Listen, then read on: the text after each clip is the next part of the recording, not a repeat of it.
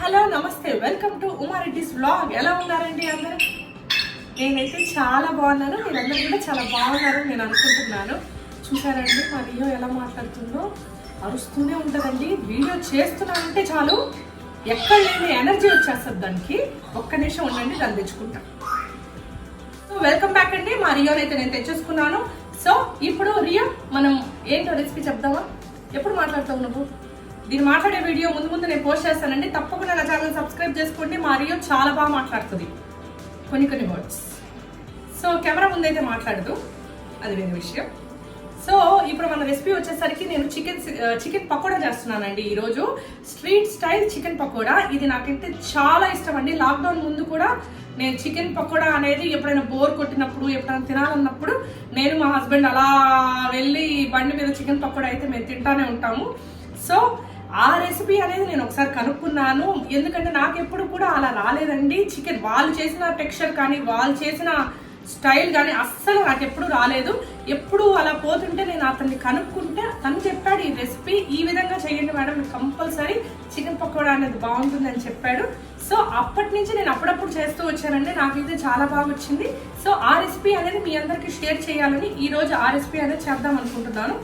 So దీనికి కావాల్సిన ingredients ఏంటో, దీన్ని తయారు చేసే విధానం ఏంటో నేను ఇప్పుడు చూపిస్తాను. అంతకంటే ముందు నా ఛానల్ కానీ ఫస్ట్ టైం చూసేటట్లయితే తప్పకుండా నా ఛానల్ని సబ్స్క్రైబ్ చేసుకోండి, లైక్ చేయండి, మీ ఫ్రెండ్స్ అందరికీ షేర్ చేయండి.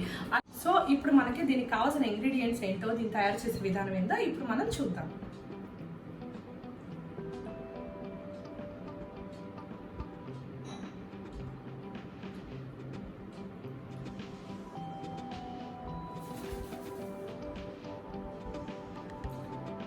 సో ఇప్పుడు మనం let's go to the kitchen. First ముందుగా 1/2 kg చికెన్ తీసుకున్నానండి.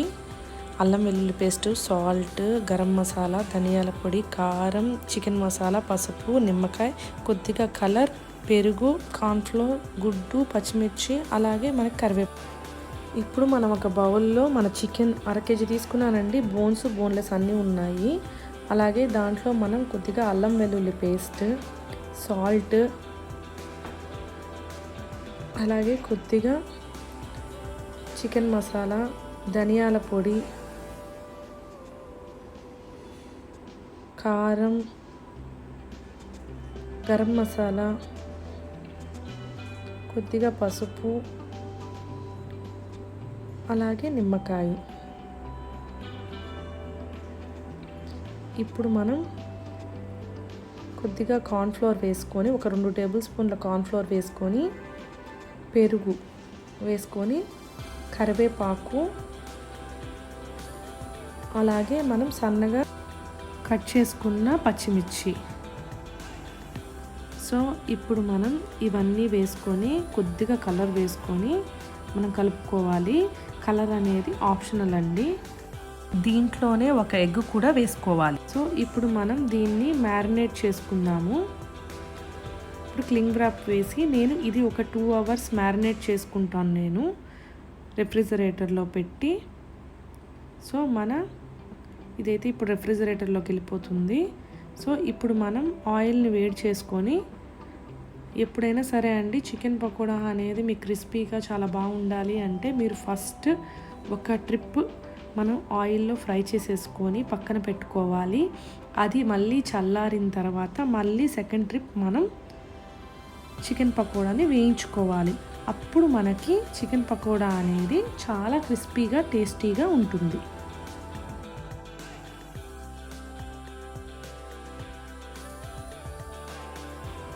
ఇప్పుడు నేను మళ్ళీ second trip chicken pakoda వేయించుకుంటున్నాను.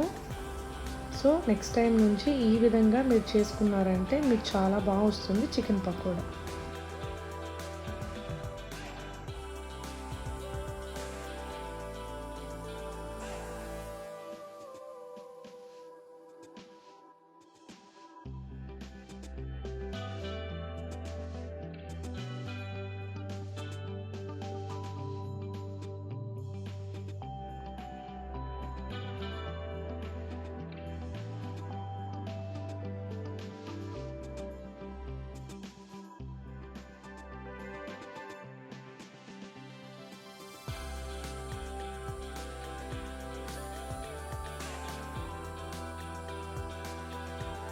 Welcome back.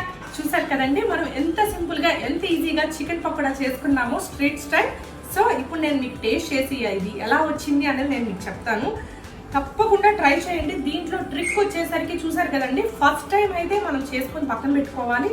అలాగే అది చల్లారిన తర్వాతే మనం సెకండ్ టైం చేసామంటే మనకి క్రిస్పీగా బాగా మనకి బయటలాగా మనకు వస్తుంది. సో వాళ్ళైతే అదే చేస్తారండి, వాళ్ళు పక్కన పెట్టేసుకుంటారు. కస్టమర్ వచ్చిన వెంటనే వాళ్ళు మళ్ళీ ఫ్రై చేసేసి మనకు అది ఇచ్చేస్తారు. సో ఈ విధంగానే బయట జరుగుద్ది. మనం కానీ అలాగే చేసుకున్నామంటే చాలా టేస్టీగా ఉంటుంది. ఇప్పుడు నేను ఒక పీస్ అనేది నేను తిని చెప్తాను మీకు.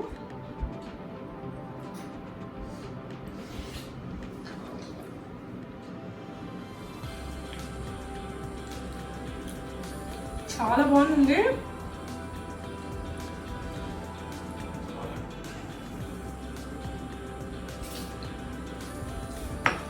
టేస్ట్ అయితే అద్దరిపోయింది. మీకు కావాలంటే దీనిపైన కొంచెం చాట్ మసాలా అలా వేసుకున్నారంటే ఇంకా అదిరిపోతుంది. చాలా బాగుంటుందండి. చాలా నాకు ఇష్టమైన రెసిపీ ఇది. అలాగే ఎవరైతే చూస్తున్నారో వాళ్ళు కానీ తప్పకుండా ట్రై చేయండి. ఎలా వచ్చింది అనేది నాకు కమెంట్ సెక్షన్లో పోస్ట్ చేయండి. అలాగే మీకు ఒక మంచి బ్యూటీ టిప్ చెప్తాను అన్నాను కదండి, అదేం లేదు. డాండ్రఫ్ పోవాలి అంటే నేను ఒక మంచి సింపుల్ టిప్ చెప్తానండి. అప్పుడప్పుడు చేసుకోండి. ఇలా వీక్లీ వన్స్ పెరుగులో కొంచెం నిమ్మకాయ వేసుకొని దాని తలకు కానీ కొంచెం పట్టించి ఒక అరగంట సేపు కానీ ఉంచి కొంచెం వాష్ చేసుకున్నారంటే డాండ్రఫ్ అనేది క్రమక్రమంగా తగ్గుద్ది. అంతేగాని ఒక్కసారిగా అయితే తగ్గదండి. తప్పకుండా ఎక్కువగానే ఉంటే మాత్రం కెమికల్ సైడ్ మీరు వెళ్ళాలి, అంటే డాక్టర్ని కన్సల్ట్ చేయాలి. లేకపోతే సలూన్స్లో ట్రీట్మెంట్స్ అయినా తీసుకోవాలి. లేదు హోమ్ కేరే కావాలి అని అనుకుంటే మీరు పెరుగులో కొంచెం నిమ్మకాయ వేసుకొని వీక్లీ వన్స్ అలాగానే పెట్టి చూసారంటే మీకు రిజల్ట్ అనేది కొంచెం బాగానే కనిపిస్తుంది. సో ఈ టిప్ అనేది కూడా మీకు ఎంతో యూస్ఫుల్గా ఉంటుందని నేను అనుకుంటున్నాను. అలాగే ఇంకొక వీడియోలో సరికొత్త వంటతో మళ్ళీ మీ అందరినీ కలుస్తానండి. అప్పటి వరకు బాయ్, టేక్ కేర్.